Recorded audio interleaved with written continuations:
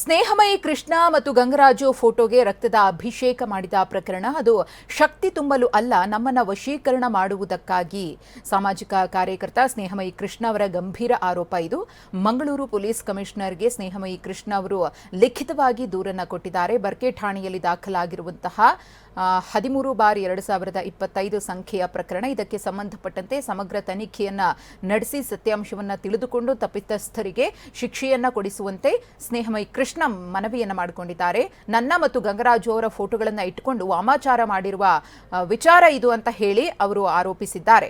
ಈ ಬಗ್ಗೆ ಬರ್ಕೆ ಠಾಣೆಯಲ್ಲಿ ಪ್ರಕರಣ ಕೂಡ ದಾಖಲಾಗಿತ್ತು. ಮುಡಾ ಪ್ರಕರಣದಲ್ಲಿ ಸ್ನೇಹಮಯಿ ಕೃಷ್ಣ ಮತ್ತು ಗಂಗರಾಜು ಅವರು ಹೋರಾಟವನ್ನ ನಡೆಸ್ತಾ ಇದ್ದಾರೆ. ಅವರಿಬ್ಬರಿಗೂ ಕೂಡ ಬಲ ತುಂಬಲು ಈ ರೀತಿಯಾಗಿ ಮಾಡಲಾಗಿದೆ ಅಂತ ಹೇಳಲಾಗ್ತಾ ಇತ್ತು. ಆದ್ರೆ ಇದರ ಸತ್ಯಾಂಶವೇ ಬೇರೆ ಇದೆ ಅಂತ ಹೇಳಿ ಅನುಮಾನವನ್ನ ಸ್ನೇಹಮಯಿ ಕೃಷ್ಣ ವ್ಯಕ್ತಪಡಿಸಿದ್ದಾರೆ. ನನ್ನ ಅನುಭವದ ಮತ್ತು ಲಭ್ಯ ಇರುವ ಮಾಹಿತಿ ಪ್ರಕಾರ ನಮಗೆ ಬಲ ತುಂಬುವ ಸಲುವಾಗಿ ಈ ಒಂದು ಕೃತ್ಯವನ್ನ ನಡೆಸಿರೋದಲ್ಲ, ನಮ್ಮನ್ನ ವಶೀಕರಣ ಮಾಡಿಕೊಂಡು ಆಮಿಷಕ್ಕೆ ಒಳಪಡಿಸುವಂತಹ ಹುನ್ನಾರವನ್ನ ಇಲ್ಲಿ ನಡೆಸಲಾಗಿದೆ ಅಂತ ಹೇಳಿ ಸ್ನೇಹಮಯಿ ಕೃಷ್ಣ ಅವರು ಆರೋಪಿಸಿದ್ದಾರೆ. ಮುಖ್ಯವಾಗಿ ಹರ್ಷ ಮತ್ತು ಶ್ರೀನಿಧಿ ಪ್ರಕಾರ ಸಿಎಂ ಪತ್ನಿಗೆ ಅನುಕೂಲವಾಗುವಂತೆ ನಾವು ನಡೆದುಕೊಳ್ಳಬೇಕು ಅನ್ನೋ ನಿಟ್ಟಿನಲ್ಲಿ ಈ ಕೃತ್ಯ ಎಂದಿದ್ದಾರೆ ಸ್ನೇಹಮಯಿ ಕೃಷ್ಣ.